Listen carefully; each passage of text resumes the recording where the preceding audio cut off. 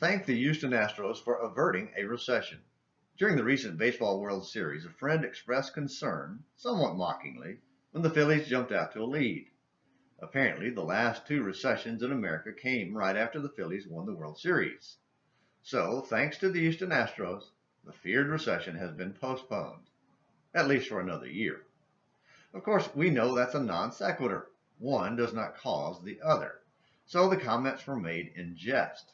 Real recessions are caused, at least in part, by bad decisions made by us and our chosen political leaders. It's amazing to see so much prosperity misused and wasted by so many people. Yet it seems to be in our nature. But the wasted physical prosperity is just a symptom of the real issue, wasted spiritual prosperity. Today's Throwback Thursday edition of Morning Minutes in the Bible on An American Missionary examines the consequences of choosing sin, which was illustrated 2,750 years ago when Israel wasted its prosperity on idols and lost it all. Hosea 10 verses 1 through 15. You Make the Choice by Kevin O'Banion, Plain Talk Magazine, February 1980. Last spring, when I did my student teaching at San Marcos High School, I noticed a common attitude among the students. It seemed that many of them did not want to take responsibility for their actions, especially if those actions led to unpleasant consequences. I was reminded of Paul's words in Galatians 6:7, "For whatsoever a man soweth, that shall he also reap." I tried during the few weeks that remained to get my students to apply this principle to more than just their grades. It was not uncommon to hear, in most of my classes, you can either enjoy the consequences of your actions or suffer the consequences of your actions. The choice is up to you. Most people realize to some extent that certain actions will yield certain consequences or results. The student knows that unless he spends some time studying, he will not reap a passing grade in the class. The athlete knows that diligent practice will yield better abilities. The farmer knows that a field planted with wheat always yields a crop of wheat. What we shall reap is determined by what seeds we have chosen to sow. Yet, while we are aware of this principle, we do not always apply it. We can easily see the application of this principle in the physical realm, as in the examples of the student, athlete, and farmer. But there seems to be some hesitancy to make the application in the spiritual aspects of life. Too often, we either fail to realize or we refuse to recognize the consequences of our actions in the spiritual realm. The foolish virgins chose to take only a small amount of oil for their lamps.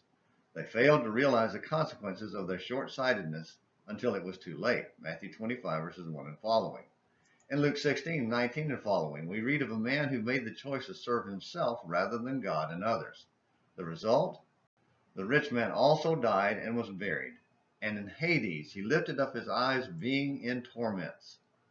Many are ignorant of God's spiritual laws, but that does not excuse them from the consequences of their sins. There are also those who refuse to listen to God's laws.